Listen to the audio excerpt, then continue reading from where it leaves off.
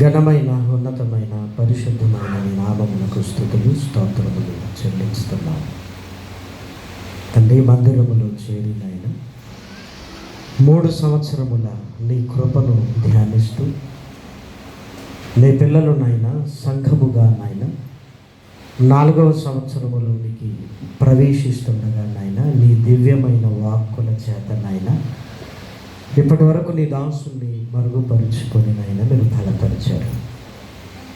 తిరిగి లేఖనాలను నాయన ఆశ్రయిస్తుండగా నీ ఆత్మ సహాయముతో లేఖనాలను విశ్లేషించగలిగే సామర్థ్యాన్ని అనుగ్రహించండి. నిలబడి ఉన్న నాలో ఏమీ లేదు నాయన, వినబడుతున్న నీ మాటలలో శక్తి ఉంది అని నాయన నీ పిల్లలు నాయన లేఖనాల ద్వారా నాయన నీ ప్రత్యక్షతను అనుభవించగలిగే స్థితిని అనుగ్రహించండి. నీకు మహిమకరముగా సంఘమునకు నాయన క్షేమాభివృద్ధిని కలిగిస్తూ ప్రతి కుటుంబము దీవింపబడినట్లుగా నాయన ఈ మధ్యాహ్నపు వేళనైనా ఈ ప్రత్యేక ప్రార్థనా కూడికను నాయన మా అందరి హృదయాలలోనైనా నీ వాక్యపు సమృద్ధి చేత నింపమని మిమ్మల్ని కోరుకుంటూ నన్నును నీ పిల్లలను నీ ఆత్మ సహాయానికి అప్పగించుకుంటూ క్రీస్తు నామం నీ ప్రార్థన అడిగి వేడుకొంచున్నాము తండ్రి. ఆమేన్. ప్రేమను దేవుని వాళ్ళారా, దేవుని మహాకృపను బట్టి ఆయన ఉన్నతమైన ప్రేమను బట్టి పరలోకమందున్న కన్న తండ్రిని స్తుతిస్తూ క్రీస్తు పేర కృతజ్ఞతాస్తుతులు చెల్లించుచున్నాను.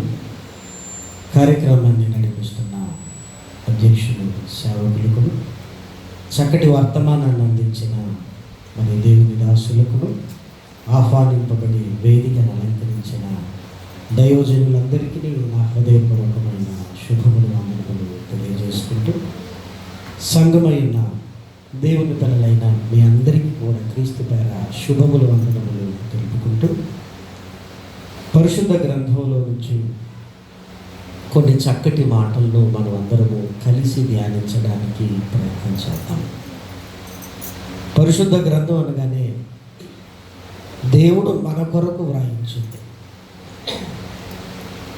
మనం జూన్ 12 కాగానే పాఠ్యపుస్తకాలను పిల్లలకు కొనిస్తాం, అవి వారి కొరకు.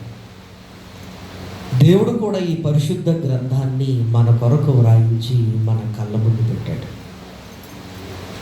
ఇందులో ఏముంది అని ఆలోచించగలిగితే మనల్ని నిత్య జీవానికి తీసుకుని వెళ్ళగలిగే శక్తి కలిగిన మాటలు ఈ పరిశుద్ధ లేఖనాలలో వ్రాయబడ్డాయి. అక్షరాలుగా కనబడుతున్న ఈ అక్షరాల వెనక ఆత్మీయమైన అనేకమైన సంగతులు దేవుడు మన కళ్ళ ముందుకు తీసుకొని రావటానికి ప్రయత్నం చేస్తున్నాడు. కాబట్టి ఎప్పుడు కూడా లేఖనాలను అర్థం చేసుకోవడానికి మన కళ్ళతో లేఖనాలను చూడాలి, మన మనస్సుతో లేఖనాలను గ్రహించడానికి ప్రయత్నం చేయాలి. అంతేకాదు, దేవా లేఖనాలను అర్థం చేసుకునే సామర్థ్యాన్ని నీ ఆత్మ సహాయము ద్వారా నాకు అనుగ్రహించు అని ప్రార్థనాపూర్వకంగా ఎప్పుడైతే పరిశుద్ధ గ్రంథం ముందుకు వస్తామో లేఖనాలు ఆనందింపజేస్తాయి. లేఖనాలు మనల్ని పశ్చాత్తాపంలోనికి తీసుకుని వెళ్తాయి. లేఖనాలలో ఆశ్చర్యకరమైన సంగతులను మనం చూడగలుగుతాం. కాబట్టి ఈరోజు కూడా సంఘ వార్షికోత్సవాన్ని పురస్కరించుకొని పరిశుద్ధ లేఖనాలలోనికి వెళుతూ అపోస్తలుడైన పౌలు గారు కొరింథీయులకు తన 2వ లేఖను పరిశుద్ధాత్మ ప్రేరణతో వ్రాస్తూ కొరింథీయులకు రాసిన 2వ పత్రిక 11వ అధ్యాయము 27, 28 వచనములను దయచేసి చూడండి. ప్రయాసముతోను కష్టముతోను తరచుగా జాగరణములతోను ఆకలి దప్పులతోను తరచుగా ఉపవాసములతోను చలితోను దిగంబరత్వముతోనూ ఉంటిని. ఇంకనూ చెప్పవలసినవి అనేకములున్నవి. ఇవియుగాక సంఘములన్నింటిని గురించిన చింతయు కలదు. ఈ భారము దినదినము నాకు కలుగుచున్నది. పౌలు గారి జీవితం అనగానే మనకు చాలా సుపరిచితమైన జీవితం. ధర్మశాస్త్రంలో నిష్ణాతుడుగా వెలుగొందుతున్న ఆ కాలంలో క్రీస్తు మార్గాన్ని చెరుపగోరి ధర్మశాస్త్రాన్ని నిర్లక్ష్యం చేస్తున్నారు అని సంఘమును హింసించే స్థితి నుంచి పౌలు గారు ఎప్పుడైతే దమస్కుకు వెళుతున్నాడో, యేసుక్రీస్తు ప్రత్యక్షమై నీవు హింసించుచున్న యేసును నేను అనగానే ఆలోచనలో పడ్డాడు. అంతేకాదు రక్షణలోనికి వచ్చి ప్రభు కొరకు ప్రయాసపడుతున్నాడు. ప్రభు కొరకు తాను ప్రయాసపడిన ఆయన కష్టములు, ఆయన నష్టములు మనం ఆలోచించగలిగితే నిజంగా చాలా గొప్పగా మనకు కనపడుతుంటాయి. మన జీవితంలో అలాంటివి ఇప్పటి వరకు మనం చాలా వరకు మన జీవితంలో అనుభవించి ఉండదు. మాట్లాడాలి ఆ పై వచనాలలోనే ఆయన కష్టాలు మీరు చూడండి. 24 యూదుల చేత 5 మార్లు 1 తక్కువ 40 దెబ్బలు తింటిని, 3 మారు బెత్తములతో కొట్టబడితిని, ఒకసారి రాళ్లతో కొట్టబడితిని, 3 మారు ఓడ పగిలి శ్రమపడితిని, ఒక రాత్రింబగళ్ళు సముద్రములో గడిపితిని. ఇవన్నీ పౌలు గారు మాట్లాడుతూ వీటిని చాలా చిన్నవిగా చూస్తూ ఇంకనూ చెప్పాల్సినవి బోలెడన్ని ఉన్నాయి అంటున్నాడు. ఇవి ముఖ్యము అని ఆయన భావించటం లేదు. అట్లా మీరు బాగా ఆలోచించండి. మన జీవితంలో ఇవి జరిగితే ఇవి చాలా గొప్పవి అని మనం మాట్లాడుకుంటాం. కానీ పౌలు గారు తన జీవితంలో తన కష్టాలను గురించి మాట్లాడుతూ ఇంకా చెప్పవలసినవి అనేకములు ఉన్నవి అంటున్నాడు. అంటే బోలెడన్ని ఉన్నాయి అని వీటి స్థాయిని తగ్గిస్తూ మాట్లాడుతున్నాడు. అంటే నాకు జరిగినవి నేను చెప్పుకోవడానికి నాకు మనస్సు లేదు, ఇంకా బోలెడన్ని ఉన్నాయి అని పౌలు గారు దేని మీద ఆసక్తిని కనపరుస్తున్నాడు అంటే ఆ క్రింది వచనంలో మీరు చూడండి. ఇదియుగాక సంఘములన్నింటిని గురించిన చింతయు కలదు, ఈ భారము దినదినము నాకు కలుగుతుంది. పౌలు గారు తనకు జరిగినవన్నింటినీ తన పరిచర్యలో చెప్పుకుంటూ చెప్పుకుంటూ చెప్పుకుంటూ వెళ్ళట్లేదు. ఆయన ఇదిగో పలాని రోజు నేను సింహము నుంచి తప్పించబడితిని అని ఆయన మాటి మాటికి మాట్లాడట్లేదు. రాళ్లతో కొట్టబడినప్పుడు నా పరిస్థితి ఎలా ఉండేదో తెలుసా అని ఆయన మాట్లాడటం లేదు. బెత్తములతో కొడుతున్నప్పుడు నేను ఎంత వేదన చెందానో తెలుసా అని మాట్లాడటం లేదు. ఓడ పగిలి ఇదిగో నేను శ్రమ పడినప్పుడు అసలు నా పరిస్థితి ఏంటో అని మాట్లాడటం లేదు. ఏమండి, ఇవన్నీ చాలా ముఖ్యమైనవే కదా. వీటిని గురించి పౌలు గారు ఇవన్నీ గాక అంటే వీటిని గురించి ఏదో నొక్కి నా జీవితంలో ఎన్ని అనుభవించానో చూడండి అని పౌలు గారు మాట్లాడకుండా దేని ప్రస్తావనను ముందుకు తీసుకొని వస్తున్నాడంటే ఇవన్నీ కాదు, నాకు చింత దేని మీద ఉంది? సంఘములను గురించిన చింత నాకుంది. అంటే నాకు జరిగినవన్నీ ముఖ్యము కాదు, యేసుక్రీస్తు స్వరక్తమిచ్చి సంపాదించిన ఆ సంఘాన్ని గురించి నేను ఆలోచించినప్పుడు నాకు జరిగినవన్నీ చాలా చిన్నవి, చాలా చిన్నవి. నాకు దినదినము ఈ భారముతో నేను నింపబడుతున్నాను అని పౌలు గారు సంఘమును గురించిన ఒక భారము నేను కలిగి ఉన్నాను అని అడుగుతున్నారు. ఒకరోజు ఆంధ్రాలో పెరవలి అనే ఒక ప్రాంతానికి మేము వెళ్ళాము. ముక్కాముల అనే ఒక ప్లేస్లో మీటింగ్ జరుగుతున్నప్పుడు పెరవలి అనే ప్రాంతాన్ని దాటుకుంటూ వెళుతున్నప్పుడు నన్ను తీసుకొని వెళుతున్న సంఘ కాపరి గారు ఒక చిన్న ప్రార్థన చేసి వెళదామండి ఇక్కడ అన్నాడు. సరే అన్నాను. ఆ ఇంట్లోనికి వెళ్ళాను. వెళ్ళిన తర్వాత మంచంలో ఒక ఆయన ఉన్నాడు, అనారోగ్యంతో బాధపడుతున్నాడు. బహుశా అందుకే ప్రార్థన కొరకు ఇక్కడ ఆపారు అని నాకు అర్థమైంది. వెంటనే అక్కడికి వెళ్ళగానే ప్రార్థన చేసుకున్నాము అనగానే ఆయన ఒక్క నిమిషం అందరినీ బయటికి పంపి, అయ్యగారు ఒక్క 5 నిమిషాలు నేను మాట్లాడతాను అన్నాడు. సరే, కుటుంబ సమస్య ఏదో ఉండొచ్చు అనుకున్నాను. ఆ 5 నిమిషాల్లో ఆయన మాట్లాడింది ఏంటంటే, బోరున ఏడుస్తుంది. నాకు 2 పిల్లలు,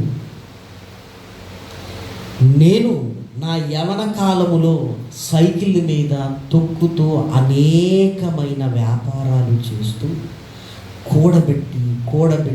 కూడబెట్టి స్థలాన్ని కొని, ఆ స్థలాన్ని కొన్న తర్వాత కూడా ఎన్నో నా ఇష్టాలు మానుకొని నేను నా భార్య ఈ ఇల్లు కట్టుకున్నాము.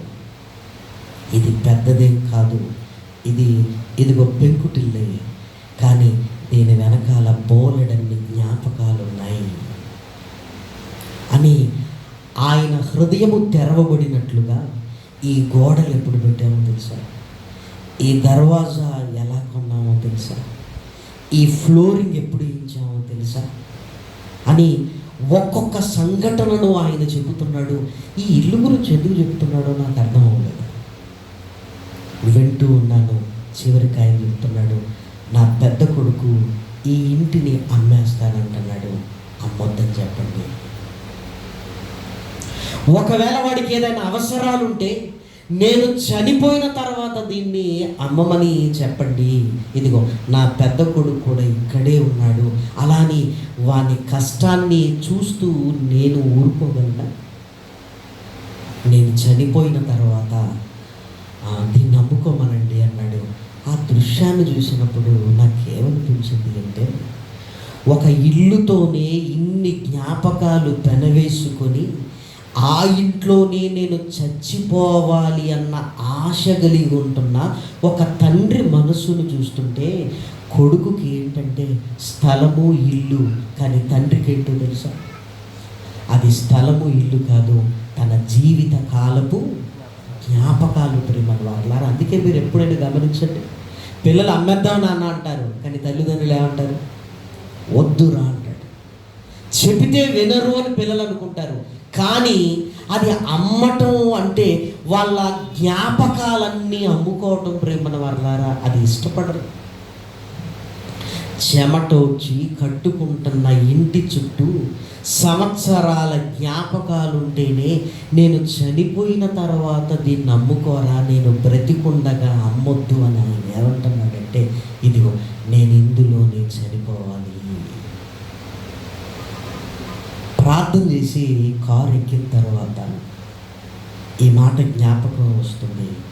పౌలు గారు తన కష్టాలన్నింటినీ పక్కకు నెట్టి సంఘమును గురించిన చింత నాకు కలదు అంటున్నాడు. అంటే అసలు సంఘమును గురించిన చింత పౌలు గారికి ఎందుకు వచ్చింది అంటే, దీని వెనకాల ఏముందో తెలుసా, యేసుక్రీస్తు స్వరక్తమిచ్చి సంపాదించింది. ఆయన స్వరక్తమిచ్చి సంపాదించింది. ఏమంటే సంఘము కొరకు మనం పడుతున్న కష్టాలను మనం జ్ఞాపకం చేసుకుంటే, అసలు సంఘాన్ని స్థాపించడానికి ఆయన ఏం చేశాడో ధ్యానించగలిగితే, ఆయన చేసిన దాని ముందు ఈరోజు మనం చేస్తున్నవన్నీ చాలా చిన్నవే. పౌలు గారి ఆలోచనలోనికి వెళతాం, ఆ బోల్డ్ అన్నీ ఉన్నాయి కానండి, కానీ ఏది గొప్పది అంటే ఈ సంఘాన్ని స్థాపించడానికి యేసుక్రీస్తు చేసిన యాగం ఉంది చూసారా, ఆయన ప్రాణ త్యాగం ఉంది చూసారా, ఆయన పడిన ఇబ్బందులు ఉన్నవి చూసారా, సంఘాన్ని నిలబెట్టడానికి ఆయన తన జీవిత కాలాన్ని ధారపోసిన విధానాన్ని చూడగలిగితే, ఏమండి భూమి మీద ఆయన స్వరక్తమిచ్చి సంపాదించిన సంఘం అనేది చాలా గొప్పది. అందుకే పౌలు గారు నాకేదో జరుగుతుందని కాదు, సంఘానికి ఏమీ కాకూడదు. యేసుక్రీస్తు పడిన ఆ శ్రమలను జ్ఞాపకం చేసుకుంటూ, ఇదిగో నా శ్రమ సంఘానికి జోడించి సంఘాన్ని నిలబెట్టాలన్న ఆలోచన కలిగిన వాడుగా, ఈ భారము నా కష్టాలను నేను ఎప్పుడో మర్చిపోయాను, దినదినము ఈ భారము నాకు కలుగుతుంది అంటే పౌలు గారు సంఘ పరిచర్యను ఇంతగా ప్రేమించడానికి కారణం ఏంటంటే దాని వెనకాలంటున్న ప్రభు యొక్క త్యాగాన్ని ఆయన మాటికి జ్ఞాపకం చేసుకుంటుంటాడు ప్రియమైన. అందుకే పౌలు గారి సువార్తను మీరు గమనించగలిగితే, సిలువ వేయబడిన యేసుక్రీస్తును నేను ప్రకటిస్తున్నాను. ఆ సిలువను గురించి నేను ఎందుకు మాట్లాడుతున్నాను అంటే, నాకు మిగిలిన విషయాల పట్ల నేను ఆసక్తి చూపించట్లేదు. నేను ఎక్కడికి వెళ్ళినా వాక్చాతుర్యము లేకుండా మన ప్రభు అయిన యేసుక్రీస్తు సిలువలో మన పాప క్షమాపణ కొరకు ఎంతగా ఆయన వేదన చెందుతున్నాడో నేను అదే మాట్లాడుతున్నాను. ఎందుకంటే అక్కడే సంఘము యొక్క పునాది, ప్రేమన దేవుని పిల్లలారా, సంఘము యొక్క పునాది యేసుక్రీస్తు సిలువ రక్తము ద్వారా స్థాపించబడినది గనుక ప్రేమన వారలారా. చూడండి పౌలు గారు ఎంత చక్కగా మాట్లాడుతున్నాడు. కొరింథీయులకు రాసిన మొదటి పత్రిక, కొరింథీయులకు రాసిన మొదటి పత్రిక 2వ అధ్యాయం, కొరింథీయులకు రాసిన మొదటి పత్రిక 2వ అధ్యాయము 2వ వచనం. నేను యేసుక్రీస్తును అనగా సిలువ వేయబడిన యేసుక్రీస్తును తప్ప మరి దేనిని మీ మధ్య నెరగకుందునని నిశ్చయించుకొంటిని. నేను ఏం చెప్పాలనుకుంటున్నానంటే, నేను సిలువను గురించే మాట్లాడతాను. ఎందుకంటే సిలువ విలువ తెలిసినోని, సిలువలో ఏం జరిగిందో నాకు అర్థమైపోయింది. నాకు పాప క్షమాపణ కలిగింది. అంతేకాదు ఆ సిలువ రక్తపు పునాదుల మధ్య సంఘము నిలబడింది. అంతే. ఆ సంఘము కొరకు నేనేమైపోయినా పర్వాలేదు. ఆ సంఘము కొరకు నేను పడుతున్న పాటలన్నీ చాలా చిన్నవి. ఆ సంఘాన్ని స్థాపించడానికి నా ప్రభు త్యాగమే చాలా గొప్పది అంటున్నాడు ప్రియమైన. అంటే సంఘము ఎంత విలువైందో మీరు ఆలోచించండి. సంఘము ఎంత విలువైనది. సుమారుగా ఒక 1 year బ్యాక్ పవిత్రన్ గారు అని ఒక ఆయన ఫోన్ చేసి ఏడుస్తూ,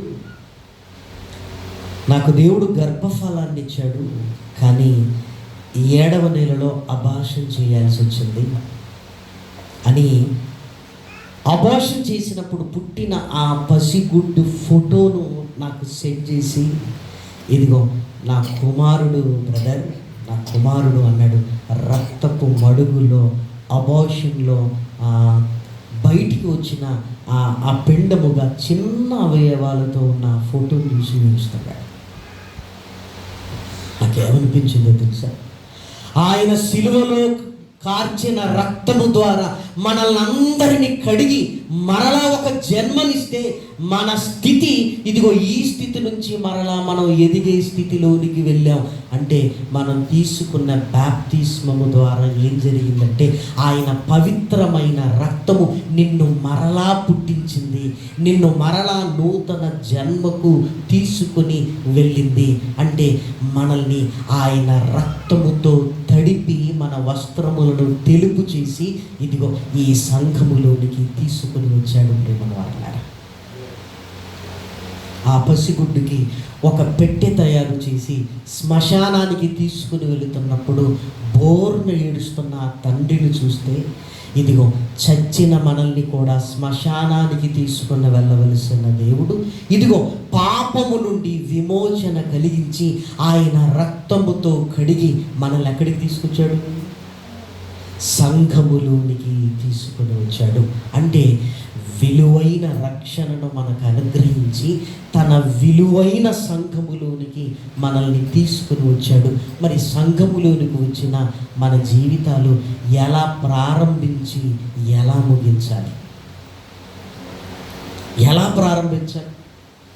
ఎలా మన జీవితాలను ఈ సంఘములో ముగించుకోవలసిన వారము అని జాగ్రత్తగా లేఖనాలలోనికి వెళ్ళగలిగితే రక్షణలోనికి వచ్చిన ప్రతి ఒక్కరూ మందిరానికి అంటుకట్టబడి ఉండాలి. చూడండి, అపోస్తల కార్యములు 2వ అధ్యాయం అపోస్తల కార్యములు 2వ అధ్యాయం 41-42 వచనాలు. కాబట్టి అతని వాక్యమును అంగీకరించిన వారు బాప్తిస్మము పొందిరి. ఆ దినమందు ఇంచుమించు 3,000 మంది చేర్చబడిరి. ఆ దినమందు 3,000 మంది చేర్చబడిరి. ఎక్కడ చేర్చబడిరి అంటే యేసుక్రీస్తు రక్తములుగా కడగబడి ఒక క్రొత్త జన్మను మరలా జన్మించి ఇదిగో సంఘములోనికి తీసుకుని వచ్చాడు. ఎవరి సంఘములోనికి వచ్చిన విశ్వాసులుగా మన జీవితాన్ని ప్రారంభించిన మనం చేయవలసిన అతి ప్రాముఖ్యమైన విషయాలు ప్రేమవారు. అమ్మా, నేను స్కూల్కి వెళ్ళి ఏం చేయాలి అని నీ కొడుకు తొలినాళ్ళలో నిన్ను అడిగితే నువ్వేం చెప్తావు? ఏం చెప్తావు? వెళ్ళురా, ఉపాధ్యాయులు పాఠాలు చెప్తారు, జాగ్రత్తగా విను, ఇంట్లో అల్లరి చేసినట్టుగా అక్కడ చేయొద్దు. Very very important. ఇంట్లో ఉన్నట్లుగా అక్కడ ఉండొద్దు. ఇంట్లో నేను నా కొడుకు గనక నిన్ను దండించను, కానీ అక్కడ ఉన్నది ఎవరు? మాస్టారు. కొట్టేస్తారా, జాగ్రత్త. ఇంట్లో ఉన్నట్లు స్కూల్లో ఉండొద్దని నేర్పిస్తున్నావే. మరి సంఘములో ఎలా ఉండాలి? లోకములో ఉన్నట్టు సంఘములో ఉండటానికి వీలు లేదు. లోకములో ఉన్నట్టు సంఘములో ఉండటానికి వీలు లేదు. ఎందుకంటే లోకానికి వేరైన జీవితాలు మనవి. లోకము నుండే మనల్ని ప్రత్యేకపరుస్తున్నాడు, సంఘములోనికి తీసుకుని వస్తున్నాడు. కాబట్టి లోకములో ఉన్నట్టు సంఘములో ఉండటానికి వీలు లేదు. అసలు విశ్వాసికి, సంఘానికి, మందిరానికి మధ్య దేవుడు మాట్లాడిన మాటలను మనం చూడగలిగితే హెబ్రీయులకు రాసిన పత్రిక 10వ అధ్యాయం, హెబ్రీయులకు రాసిన పత్రిక 10వ అధ్యాయం, హెబ్రీయులకు రాసిన పత్రిక 10వ అధ్యాయము 23వ వచనాన్ని దయచేసి చూడండి. వాగ్దానము చేసిన వాడు నమ్మదగిన వాడు గనుక మన నిరీక్షణ విషయమై మనం ఒప్పుకొనినది నిశ్చలముగా పట్టుకొందము. కొందరు మానుకొనుచున్నట్టుగా. ముందు ఏమంటున్నాడు? మానుకోవద్దు అంటున్నాడు. మానొద్దు, మానొద్దు. అసలు ఏది మానొద్దు?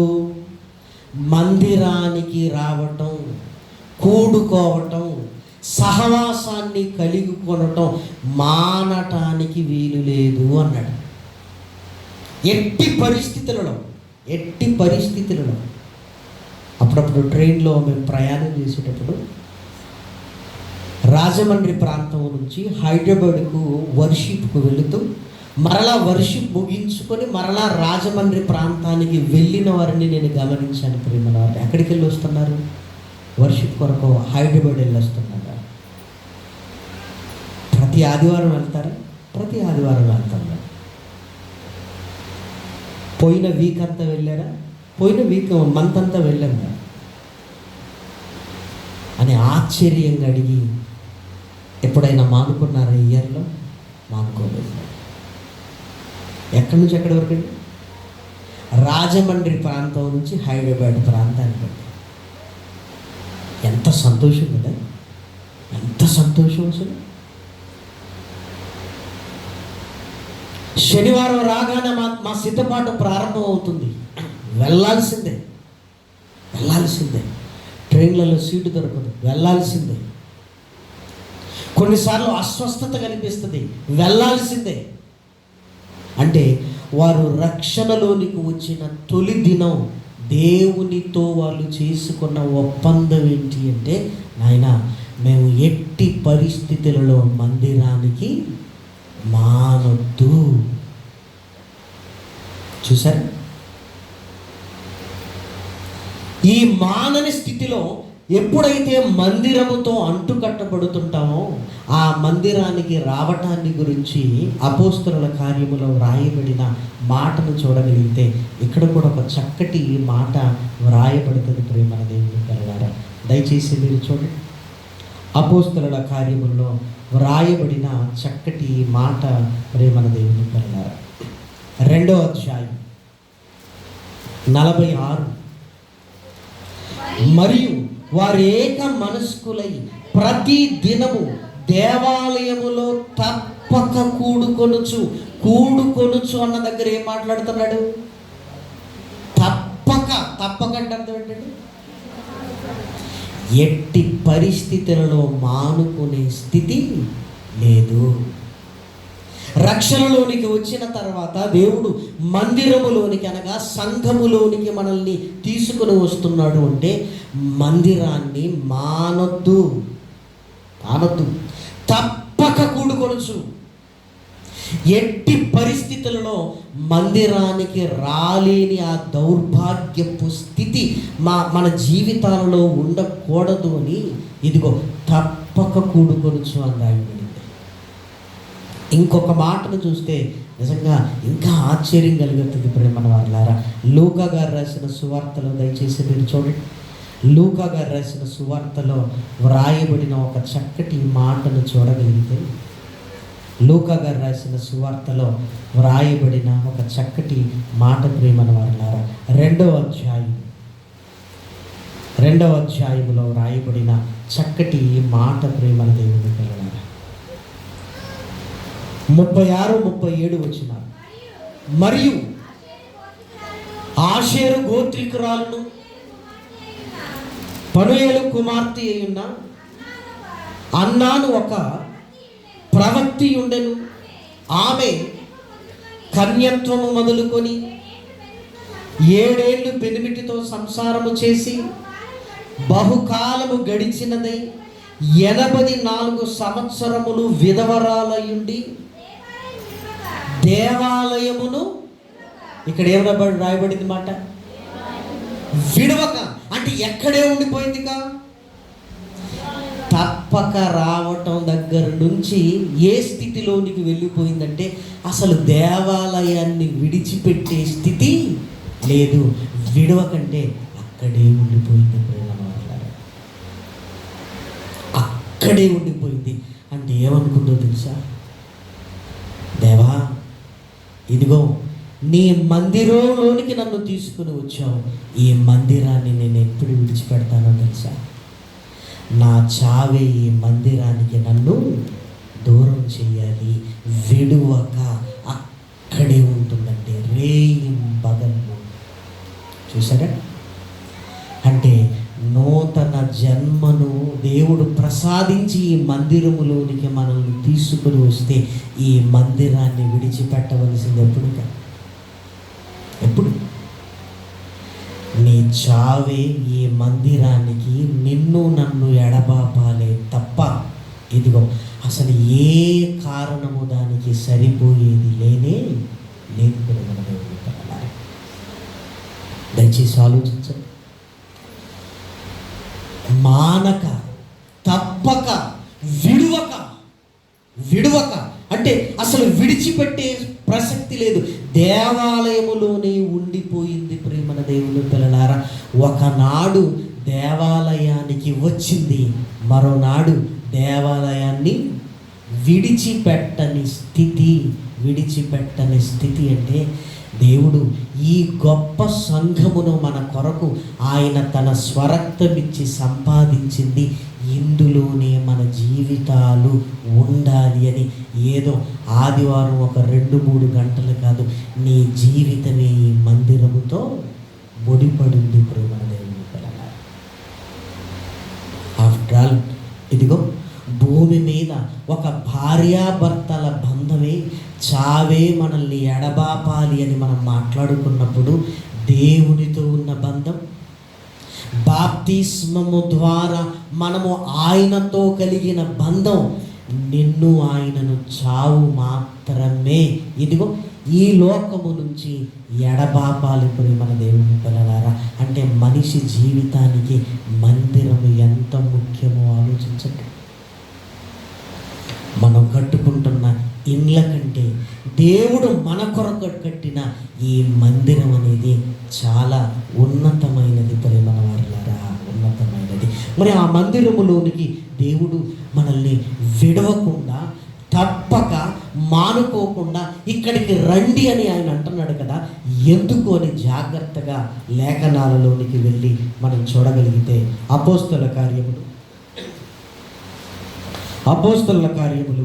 9వ అధ్యాయము 31వ వచనంలో చూడగలిగితే చాలా చక్కటి మాటలు మనకు కనబడుతుంటాయి. కావున యూదయ, గలిలయ, సమరయ దేశముల యందంతటా సంఘము క్షేమాభివృద్ధి నొందుచు సమాధానము కలిగి ఉండెను. మరియు ప్రభువునందు భయమును పరిశుద్ధాత్మ ఆదరణయు కలిగి నడుచుకొనుచు విస్తరించుచుండెను. దేవుడు సంఘములోనికి మనల్ని ఎందుకు తీసుకుని వచ్చాడంటే సంఘము కట్టబడాలి. అంతేకాదు సంఘం ఏం చేయాలి? విస్తరణకు వెళ్ళాలి. సంఘము విస్తరించాలి.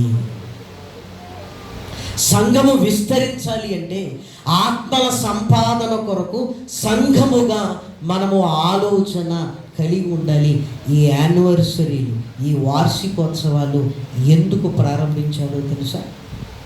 ఎందుకు ప్రారంభించారు అంటే సంవత్సరానికి మన ప్రోగ్రెస్ ఏంటి అని మనం చెక్ చేసుకోవడానికి, చెక్ చేసుకోవడానికి.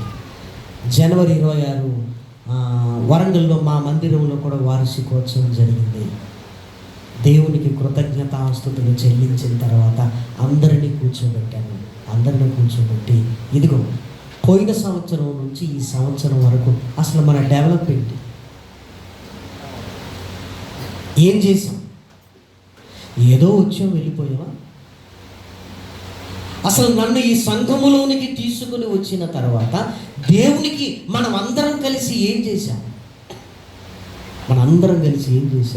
మన కుటుంబాలలో ఈ సంవత్సరంలో డెవలప్మెంట్ అంటే అందరూ చెప్తాం. మనం పోయిన సంవత్సరానికి ఈ సంవత్సరానికి కుర్చీ కొన్నాడండి, పోయిన సంవత్సరానికి ఈ సంవత్సరానికండి ఇదిగో ఆ పైన రేకులు వేసారండి, పోయిన సంవత్సరం నుంచి ఈ సంవత్సరం కండి ఇదిగో ఇది కొన్నామండి అని. ఏమండి, వ్యక్తిగతంగా ఉంటూనే మన కుటుంబాలను డెవలప్ చేసుకున్నప్పుడు, అందరం కలిసి సంఘముగా ఉన్నప్పుడు ఏది డెవలప్ అవ్వాలి? సంఘము డెవలప్ అవ్వాలి. ఎంతమందికి బాప్తిస్మాలు ఇచ్చాం? ఎన్ని సువార్త కూడికలు ఏర్పాటు చేశాం? ఎంతమందికి సహాయం చేశాం? ఎన్నిసార్లు మన ప్రాంతాలలో ఉంటున్న వారికి ఇదిగో వాక్య పరిచర్య మనం చేశాం? అన్నీ రాయండి. రాసిన తర్వాత ఇదిగో ఎక్కడెక్కడ ఫెయిల్యూర్గా ఉన్నామో చూడండి. ఇది చేయలేదండి ఈ సంవత్సరం. నూతన నిర్ణయాలు రాయండి. ఈ సంవత్సరం ఏం చేయాలి? ఈ సంవత్సరం ఏం చేయాలి అంటే దేవుడు సంఘములోనికి తీసుకొని వచ్చి సంఘముగా ఇదిగో నేను ఇచ్చిన విలువైన రక్షణను పొందుకొని నా సన్నిధిలోనికి వచ్చి నన్ను శిరస్సుగా చేసుకొని అవయవులుగా ఉన్న మీరు నన్ను ఆధారము చేసుకొని ఈ సంవత్సరం మీరేం చేయగలుగుతున్నారు అని మనల్ని మనం పరీక్షించుకునే దినం. ప్రేమ వారలారా, సంఘ వార్షికోత్సవం అంటే దాని అర్థం ఏంటంటే సంవత్సర కాలాన్ని మనల్ని మనం జ్ఞాపకం చేసుకునే దినం ఇది. కొత్త ఆత్మలు వచ్చాయా? రాలేదు. ఎందుకు రాలేదు? సభలు జరగలేదు. ఎందుకు జరగలేదు? ఈ సంవత్సరం ఒక కొత్త వస్తువును మందిరం కొరకు కొనుక్కోలేకపోయాం. ఎందుకు కొనుక్కోలేకపోయాం? ఆ భారం మనకు లేదా? ఏమండి, ఎన్నో జ్ఞాపకాలను నెమరు వేసుకునే రోజు ప్రియమైన దేవుని పిల్లలారా, ప్రభువా ఈ సంవత్సరం మేమందరం ఐక్యమత్యము కలిగి ఇదిగో నీ పరిచర్యను ముందుకు తీసుకుని వెళతామని చక్కగా దేవుని సన్నిధిలో ఒక ఒడంబడికను చేసుకొని చక్కటి విందు తీసుకొని ఈ సంవత్సరం అంతా ఆయన కొరకు ప్రయాసపడాలి. ఇదిగో గతంలో ఇది చేయలేకపోయాం, ఇది చెయ్యాలి అని ఒక బలమైన నూతన నిర్ణయాలు తీసుకొని సంఘముగా విస్తరించవలసిన బాధ్యత మన మీద ఉన్నది అని గ్రహించే దినము సంఘ వార్షికోత్సవము. చాలా సంఘాలలోనికి వెళుతున్నప్పుడు నేను గమనిస్తున్నది ఏంటి అంటే, సంఘ విస్తరణ కోసం ఆలోచిస్తున్నప్పుడు కాపరులు విశ్వాసుల మీద నెట్టేస్తారు, విశ్వాసులు ఏం చేస్తారు, కాపరు మీద నెట్టేస్తారు. మాదే ఉందండి, ఆయన చూసుకోవాలి, నేను ఒక్కడిని ఎంతకని చేయాలండి, నా సంఘం నాకు సహకరించలేదు. చూసారా? అంటే దేవుని విషయానికి రాగానే, మన ఇంటి పనుల దగ్గరికి రాగానే ఎవ్వరి మీద మనం సాకు చెప్పమండి.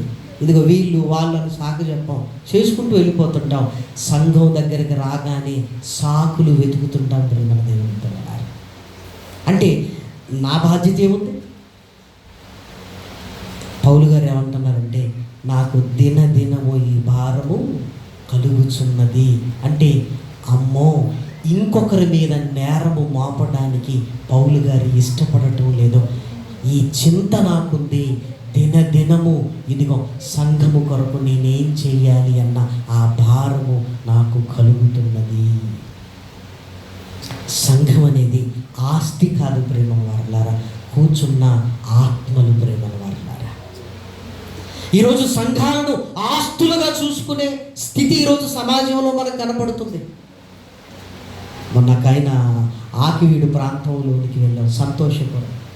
ఒక ఆయన సంఘ కాపరి మాట్లాడుతూ సంఘాన్ని ఉద్దేశించి, నాకు ఆడపిల్లలు లేరు, నాకు ఆడపిల్లలు లేరు అంటున్నాడు. అని మరలా నవ్వుతూ ఏం చెప్తున్నాడంటే, ఒకవేళ మీరు భయపడవలసిన అవసరం లేదు, నాకు ఆడపిల్ల ఉంటే పెళ్లి చేసి అల్లుడికి సంఘాన్ని ఇస్తానేమని మీరేమీ భయపడద్దు అంటున్నాడు.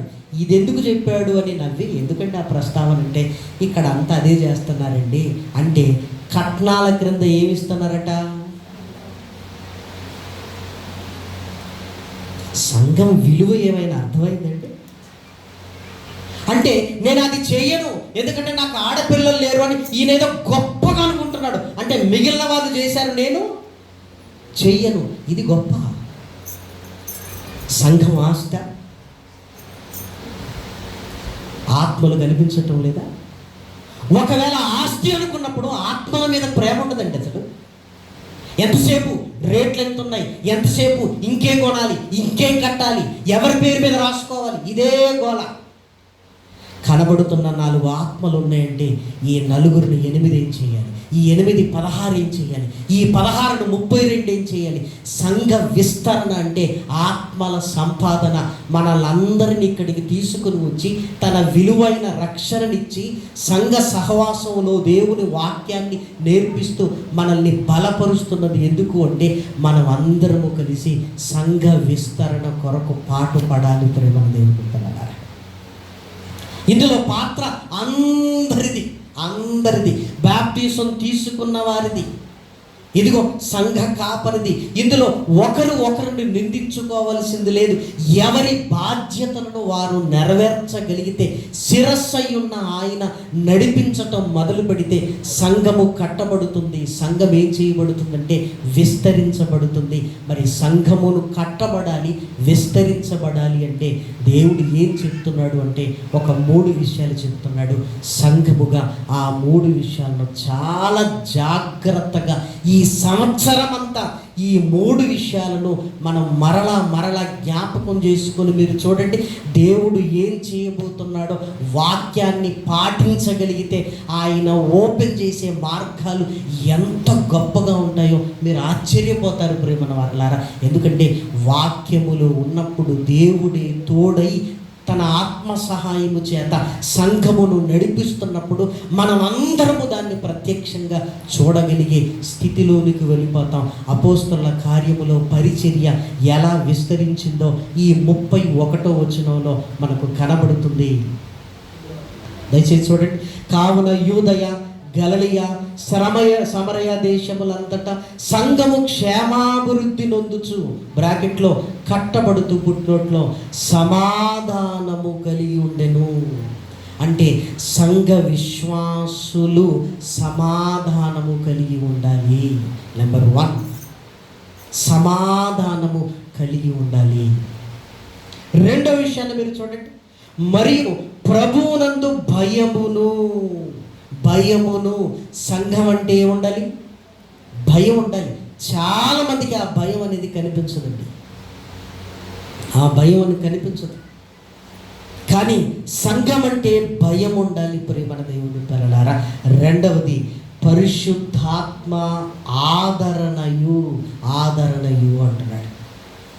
సంఘం అనగానే ముందు సమాధానము కలిగి ఉండాలి, రెండవది భయము కలిగి ఉండాలి, మూడవది పరిశుద్ధాత్మ నడిపింపుతో సంఘము ముందుకు వెళ్ళాలి. ఒక సంఘ కాపరి ఉన్నాడు మోకిలా ప్రాంతంలో.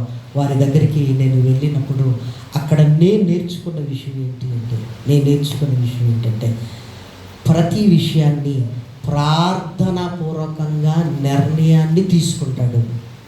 ఆ నిర్ణయాన్ని తీసుకోవడానికి ఇదిగో ఈ లేఖనము ద్వారా దేవుడు నాతో మాట్లాడాలి అని 100 మంది 100 నిర్ణయాలు చెబితే ఆయన సరే అన్నాడు. దేవా, ఈ లేఖనాల ద్వారా నాతో మాట్లాడు అని బైబిల్ను చదువుతూ ఉంటాడు. నేను ఆశ్చర్యపోయిన విషయం ఏంటంటే ఆయన వారానికి ఒకసారి అపోస్తల కార్యాన్ని మొత్తం చదువుతుంటాడట, వారానికి ఒకసారి. ఎందుకంటే పరిచర్య ఎలా చేయాలో అపోస్తలుల కార్యములు ముఖ్యం కదండి ఒక సేవకుడి జీవితంలో. అసలు ఆ కార్యాలు ఎలా జరిగాయో నాకు తెలియకపోతే నా ఇష్టానుసారంగా సంఘాన్ని నడిపిస్తాను, ఆ దౌర్భాగ్యపు స్థితి నాకు రాకూడదు అని అపోస్తల కార్యములు కొన్ని 100 సార్లు చదివాడట. 100 సార్లు. నాకు అనిపించింది, పరిచర్య భారం ఉన్నవాళ్ళే కదా ఇలా చేయగలిగేది. ఎందుకంటే కొన్నిసార్లు ఏమైపోతామంటే అనుభవం వచ్చింది అనుకుంటాం, కొన్నిసార్లు నాకు మొత్తం తెలుసులే అనుకుంటాం, పరిచర్య అనగానే ఈజీ అనుకుంటాం, చేసేయి, చూసేయి, ఇదేంటి అదేంటి, నియంతృత్వంలోనికి వెళ్ళిపోతాం. నేనే అన్న భావన వస్తుంది. మనం ఎంతటి పెద్దవాళ్ళమైనా, ఎన్ని సంవత్సరాల అనుభవం ఉన్నా, యేసుక్రీస్తు త్యాగం ముందు మనం చేసిందంతా ఎందుకు గానిదే ప్రేమన వారలారా. ఆయన భయం ఏంటో తెలుసా?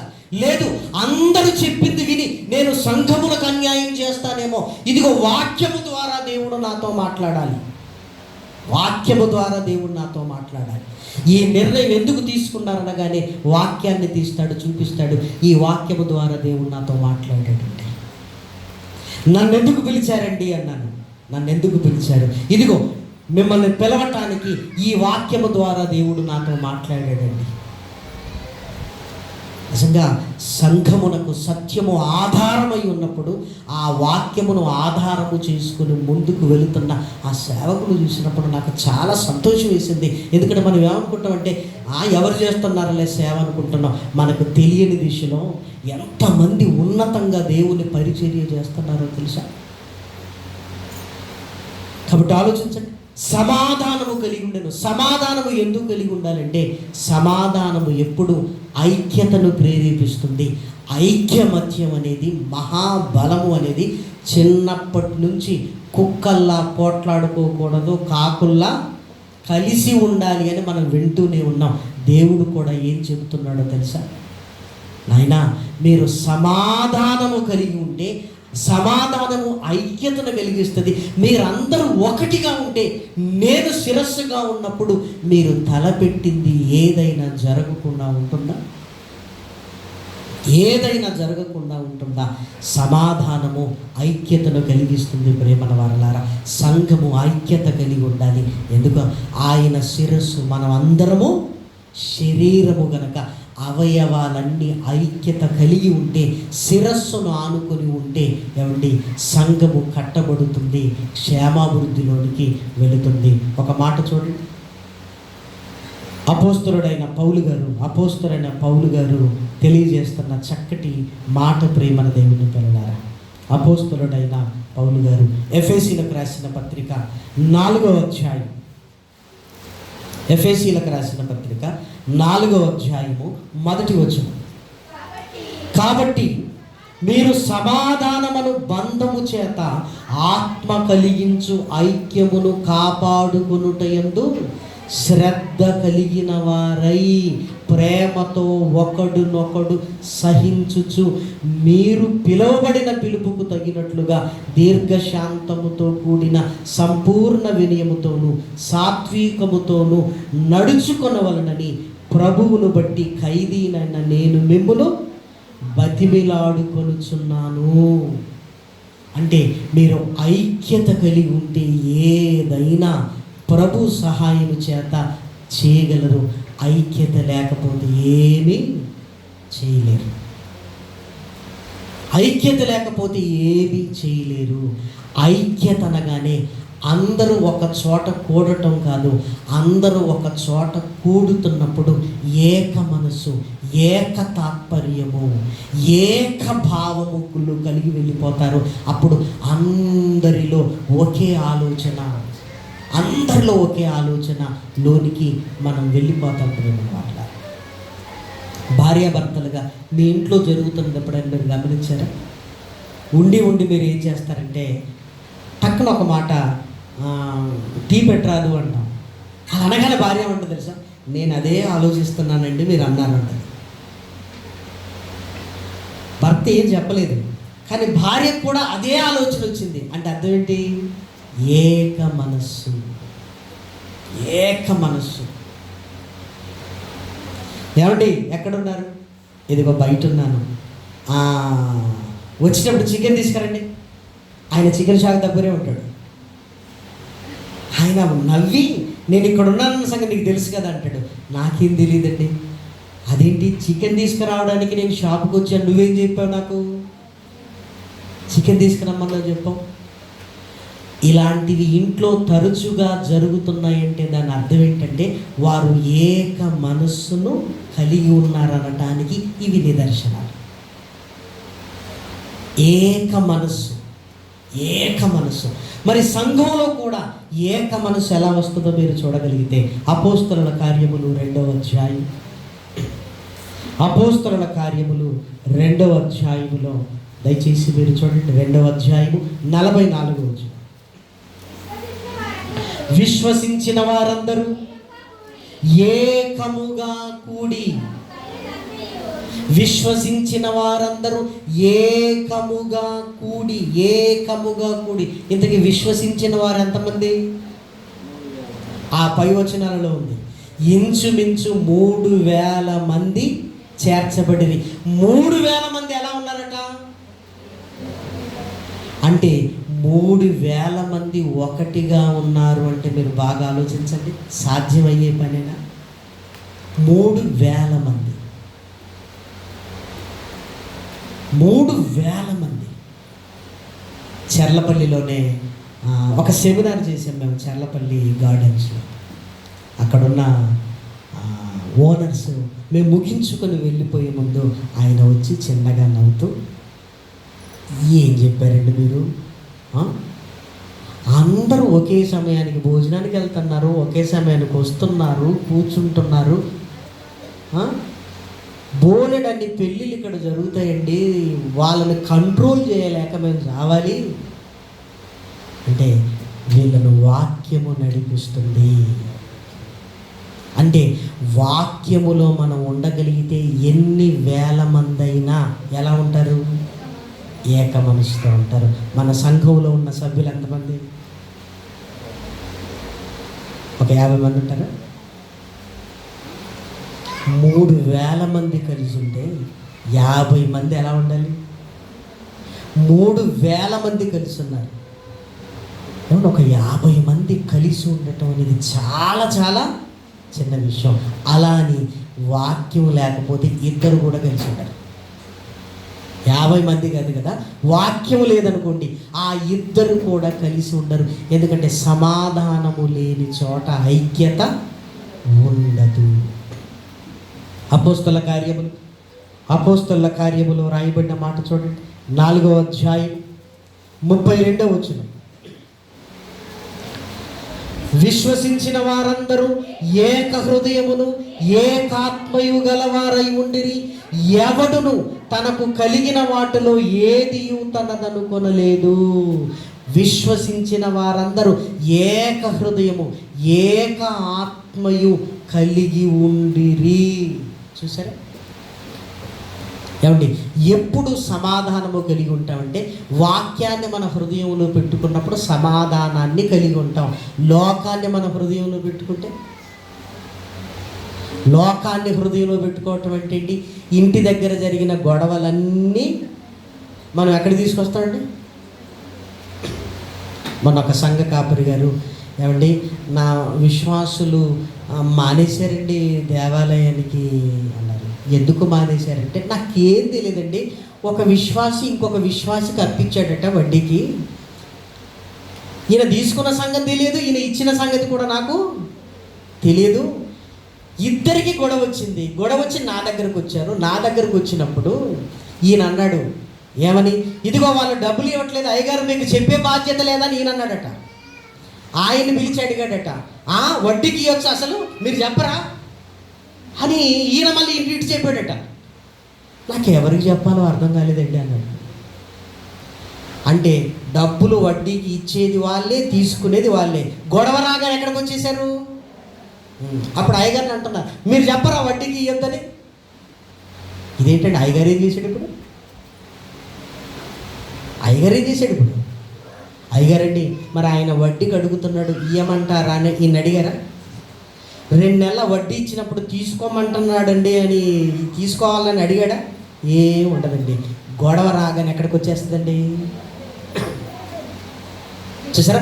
లోకాన్ని సంఘములోనికి తీసుకుని వస్తుంటాం. లోకాన్ని సంఘములోనికి తీసుకుని రాకూడదు. వాక్యమును బట్టి సంఘములో మనం ఉండాలి. వాక్యము వాక్యము వాక్యము. అప్పుడు ఆయన ఇద్దరిని కూర్చోబెట్టాడు. మీరు చెప్పండి సార్ ఏదైనా అన్నాడు. ఇది బయట జరిగింది, ఇద్దరు మందిరానికి రావాలి, మందిరంలో సమాధానంగా మీరు కలిసి ఉండాలి. ఎందుకంటే మీరు యేసుక్రీస్తు శరీరము యొక్క అవయవాలు. మీరు వాక్య ప్రకారంగా ఉండగలిగితే ఏం జరగాలో దేవుడు మీకు బోధిస్తాడు వాక్యము ద్వారా. ఒక 4 వారాలు చర్చికి వచ్చారు. వాక్యం వినగానే ఇద్దరికి ఒక తలంపు వచ్చేసింది. ఇదిగో అన్నా, నాకేమొద్దన్నా, నేను ఇచ్చింది నాకు ఇవ్వు అన్నాడు. ఇదిగో ఇచ్చేశాడు, అయిపోయింది. వాక్యం వినేసరికి సమాధానము కలిగింది.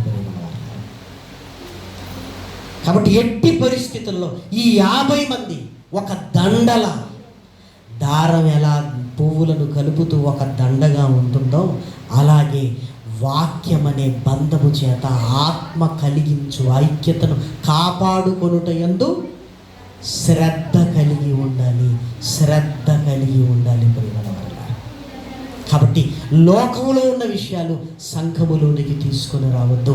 ఇదిగో సంఘములో ఉన్న దేవుని వాక్యముతో సమాధానాన్ని కలిగి ఐక్యత కలిగి ఉంటే ఆయన శిరస్సుగా ఉండి ఇదిగో సంఘము కట్టబడుతుంది. కట్టబడిన తర్వాత ఏం జరుగుతుందో తెలుసా? విస్తరించబడుతుంది ప్రియమైన దేవుని వలన. ఇక రెండో విషయాన్ని, ప్రాముఖ్యమైన విషయాన్ని ఏమన్నాడు తెలుసా అండి? దేవుని అందలి భయము అన్నాడు. సంఘం అంటే ఎందుకు భయపడాలి? ఎందుకు భయపడాలి? మీరు ఆలోచించండి. సంఘం అనగానే ఎందుకు భయపడాలి? మీ పిల్లల్ని చూడండి, స్కూల్ టైం అయిపోయింది అనగానే వాడు వెళ్ళటానికి భయపడుతున్నాడండి. వెళ్ళరా ఏం కాదు అంటే నేను వెళ్ళనమ్మా అంటాడు. ఎందుకు రా అంటే ఏం చెప్తాడు?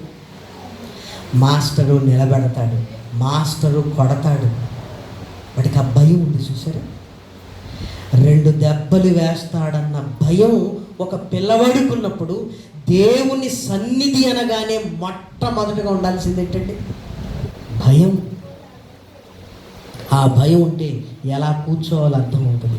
ఆ భయం ఉంటే ఎలా పాడాలో అర్థమవుతుంది. ఆ భయం ఉంటే వాక్యం ఎలా చదవాలో అర్థమవుతుంది. ఆ భయం ఉంటే ఇదిగో దేవుని సన్నిధికి వచ్చాను అన్న భయం ఉంటే ఇదిగో వాక్యం ఎలా వినాలో అర్థమవుతుంది. ఆ భయం లేకపోతేనండి ఇదిగో ఇల్లు ఎలా ఉంటుందో ఇది కూడా అలానే ఉంటుంది. లేఖనాలలో ఏమో రాయబడింది? నీవు దేవుని సన్నిధికి వచ్చినప్పుడు నీ ప్రవర్తనను భయం.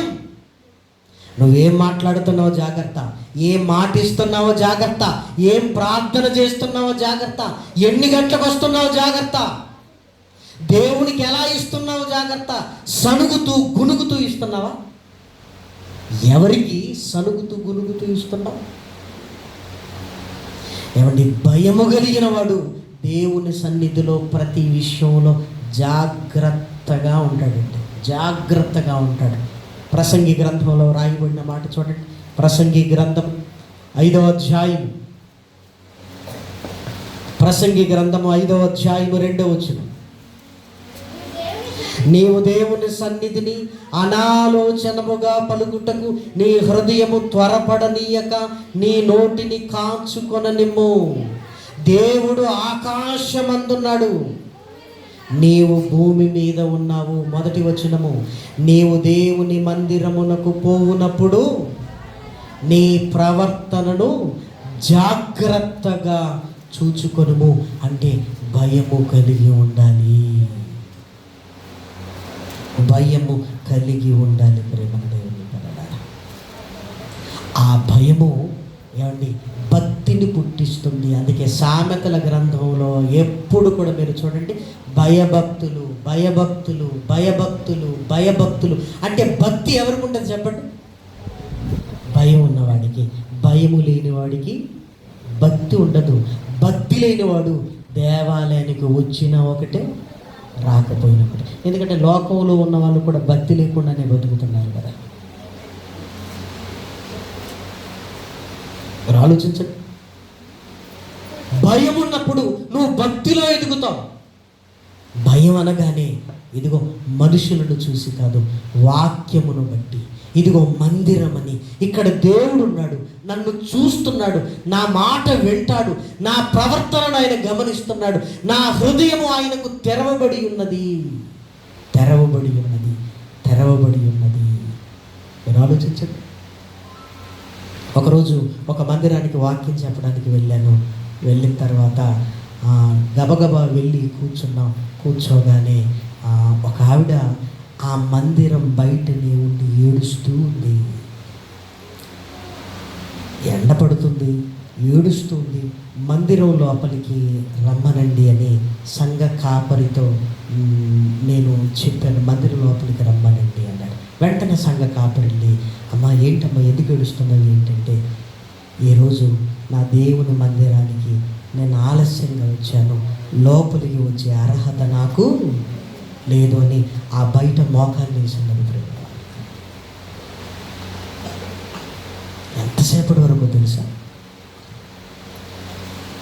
ఈరోజు ఆయన సన్నిధిలో కూర్చునే అర్హత లేదు అని ఆ ద్వారబంధం దగ్గర మోకాలు వేసింది. ప్రేమ దేవుని పిల్లలారా, లోపల ఉన్న వాళ్ళందరూ సిగ్గుపడ్డారు.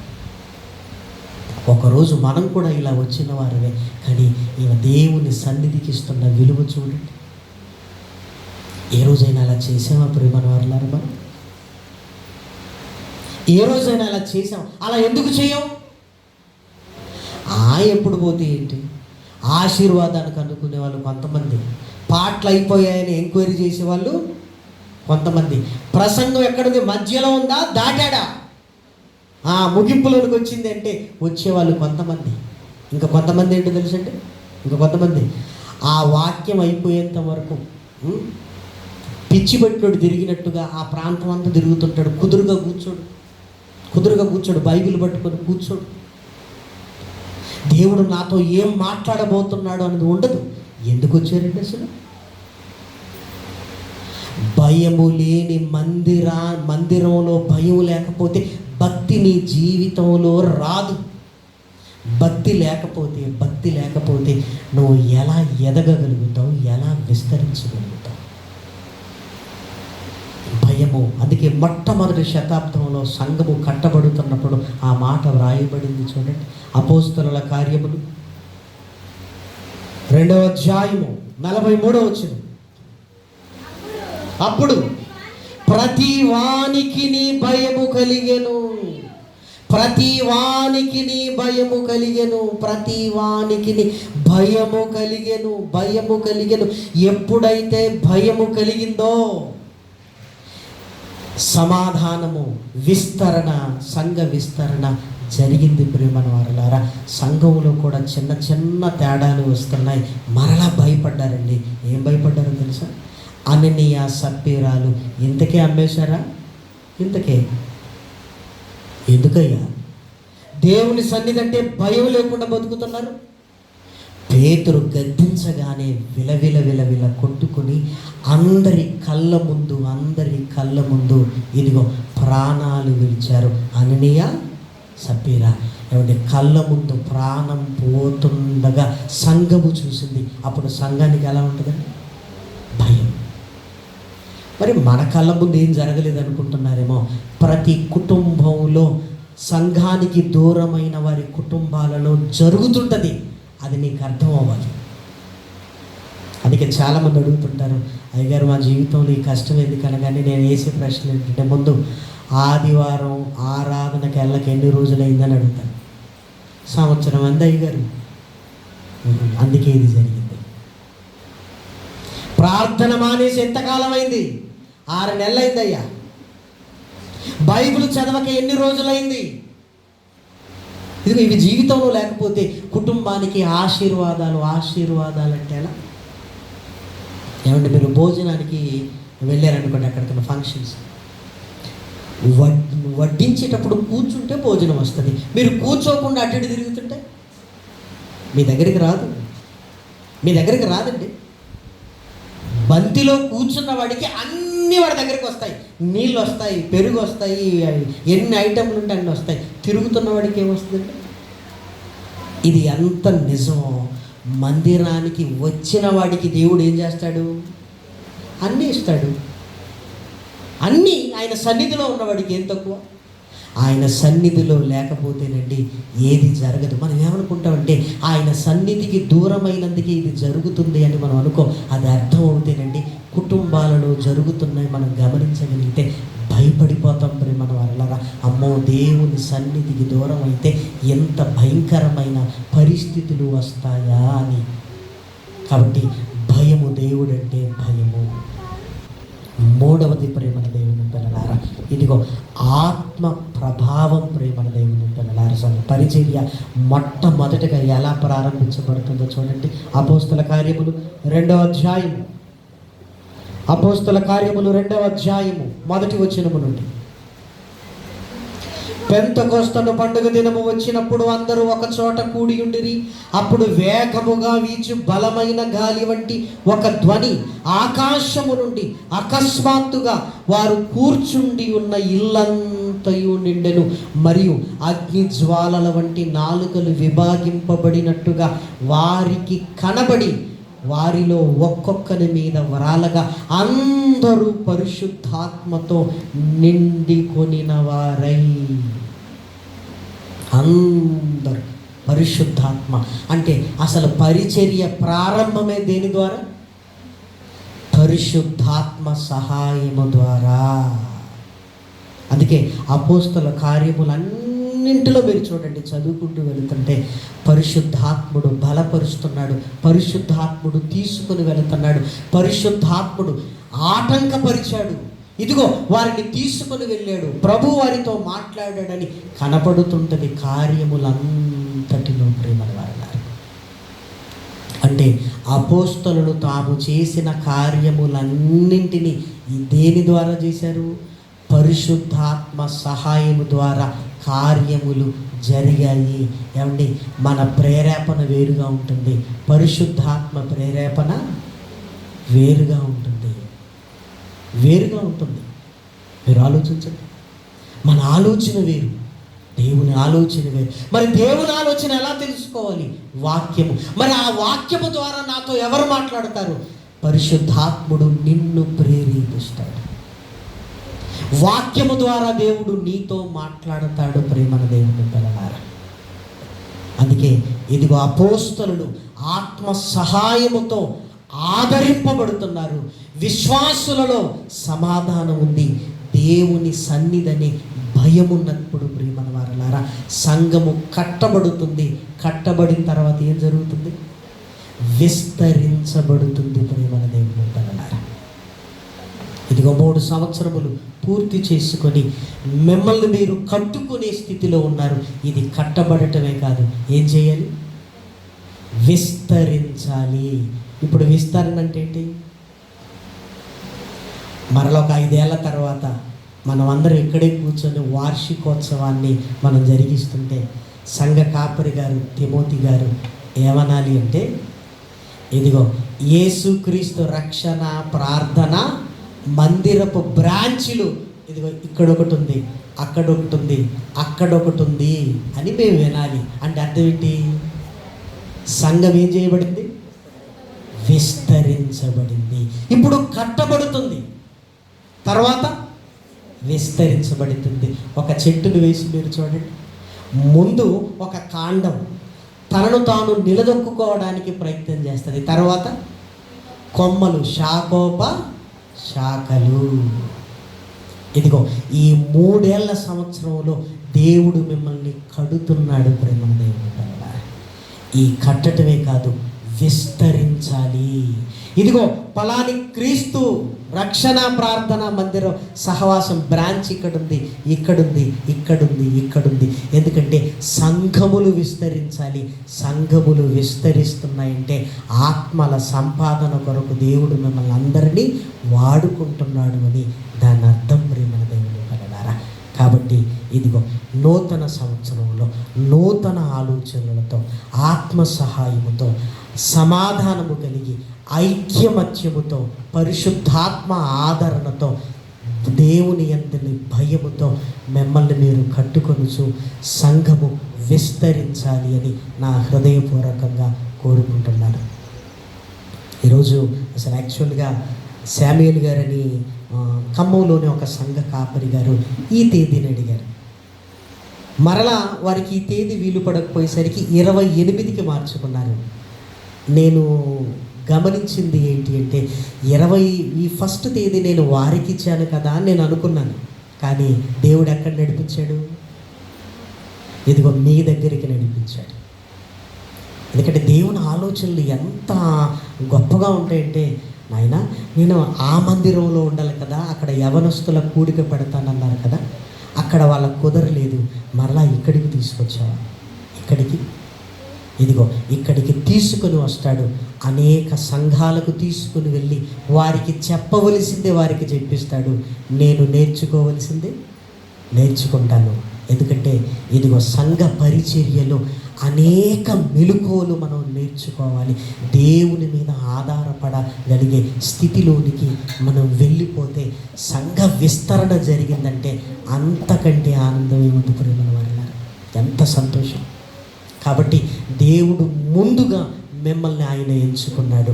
మీ ద్వారా ఆయన గొప్ప కార్యములు భవిష్యత్తులో చేయబోతున్నాడు. మీరు అనుకోవచ్చు, ఇదిగో ఇక్కడ కరెంటు లేదండి, ఇక్కడ ఇది లేదండి, అది లేదండి అంటారు. ఇక్కడ సౌకర్యాలు ఏమీ లేదు, కానీ దేవుడు మీతో కూడా ఉన్నాడు. ఆయన ఉంటే ఉందండి, ఆయన ఉంటే అన్ని కాళ్ళ దగ్గరకు వస్తాయి. మీరేమి వెతుక్కోవలసిన అవసరత లేదు. పోయిన నెలకి ఈ నెలకు నాకు ఒక కొత్తది కనపడుతుంది. రాగానే దాన్ని చూసి చాలా సంతోషించాను. ఏంటి చూసారు? మీరు డెవలప్ అవుతున్నారు. ఇదిగో కొత్తగా కనపడుతుంది. ఇది మీకు చిన్నదనిపించవచ్చు, కానీ దేవుడు కొరకు మీరు చేసిన ప్రతి చిన్నది కూడా ఏంటి? చాలా గొప్పది. అది దేవుడి కోసం చేశారు. మీరు గిన్నెడు చన్నీళ్ళు ఇస్తేనే నేను ప్రతిఫలం ఇస్తాను అన్నాడు. గిన్నెడు చన్నీళ్ళు అంటే చాలా చిన్న విషయం, కానీ దేవుడు దాన్ని ఏమంటున్నాడు? నేను ప్రతిఫలం ఇచ్చే అంత గొప్పది అంటున్నాడు. ఇంకా మీరు చూడండి, ఎవరిని ప్రేరేపిస్తాడో, ఎలా వస్తాయో అన్నీ వస్తాయి. ఇదిగో మిమ్మల్ని మీరు కట్టుకోవటం మీద దృష్టి ఉంచి దేవుడు అన్ని మీ దగ్గరికి తీసుకుని వస్తాడు. మిమ్మల్ని విస్తరింపజేస్తాడు. అందులో అనుమానం ఏమీ లేదు. మీరు 3 మాత్రమే గుర్తుపెట్టుకోవాలి: సమాధానము, భయము, పరిశుద్ధాత్మ యందలి ఆదరణ. ఆయన నడిపింపులో ఉండగలిగితే చాలు. మనం ఊహించనివి ఆయన మన కళ్ళ ముందు జరిగిస్తూ ముందుకు తీసుకుని వెళతాడు. కాబట్టి ఈ 3 విషయాల్లో ఈ సంవత్సరం అంతా ఇదిగో దేవుని మీద ఆధారపడుతూ మీరందరూ ముందుకు వెళ్ళాలని హృదయపూర్వకంగా కోరుకుంటూ, మరి స్థానిక సంఘ కాపరికి దేవుడు తన ఆత్మ సహాయముతో, తన వాక్యపు సమృద్ధితో ఈ సంవత్సరం అంతా బలమైన పరిచర్య కొరకు సిద్ధపరిచి తీసుకుని వెళ్ళాలి అని నా హృదయపూర్వకంగా దేవుడిని వేడుకుంటూ, మరి 4వ సంవత్సరములోనికి అడుగు పెడుతున్న ఈ మందిర వార్షికోత్సవపు శుభాకాంక్షల్ని మరి సంఘ కాపరి గారికి, సంఘమయ్యున్న మీ అందరికీ నేను తెలియజేస్తూ ఈ మాటలు నేను ముగిస్తున్నాను. ప్రార్థన చేసుకుంటాను. మహాకృపయు కనికరము కలిగిన మా కన్న తండ్రి, సంఘము ఎడల నాయన నీకున్న సంకల్పం, సంఘము కొరకు నాయన నీ కుమారుడైన యేసుక్రీస్తు త్యాగము నాయన నేను జ్ఞాపకం చేసుకున్నప్పుడు దీనికంటే విలువైనది లేదు అని మాకు అర్థమవుతుంది నాయన. ఆ సంఘములోనికి నాయన మమ్మల్ని తీసుకుని వచ్చి నాయన తండ్రి, మానక తప్పక విడవక నాయన నీలో ఎదగడానికి నాయన మీరు చేస్తున్న సహాయానికై నాయన స్తుతులు. ఈ సంఘాన్ని నాయన కట్టండి. కేవలం కట్టబడటమే మాత్రమే కాకుండా నాయన విస్తరింప చేయండి. సమాధానమును నాయన, భయమును నాయన, పరిశుద్ధాత్మ యందలి నడిపింపుతో నాయన సంఘ కాపరి సంఘమంతా నాయన నిన్ను శిరస్సుగా చేసుకుని నాయన ఈ నూతన సంవత్సరములో నాయన అనేకమైన కార్యములను నాయన చేయగలిగే సామర్థ్యాన్ని అనుగ్రహించండి.